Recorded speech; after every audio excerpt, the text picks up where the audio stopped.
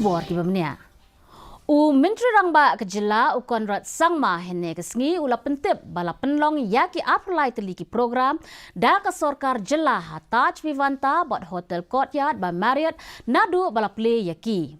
Habo jubab ya ke jingkili bala keli da unong tau an ibat bantai dor lingdo ha dorbar mang Tyngka jong ka ying dorbar tau an ke jela Menteri Rangba ke jela ong ba ke Pynlut baisep baro ba ke Sorkar kalasiu na ke bentaki program ke bala Pynlong ha kitei ki hotel kalong Klur khat lai lak handai pun riu hajar Tyngka.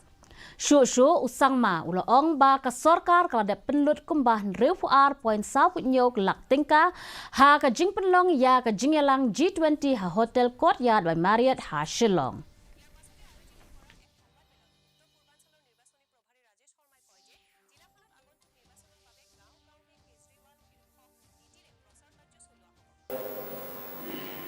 Answer B, sir.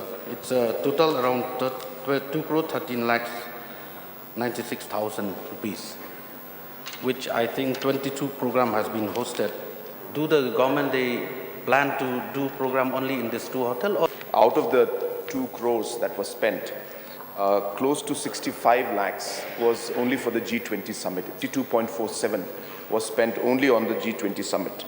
So the others are slightly lesser. It's not 10, it's less than 10, depending on the number of guests and the program and the number of days the program was held. So based on the program and based on the scale, based on the needs, we choose the location. So there is no rule as such that only these 2 locations will be chosen.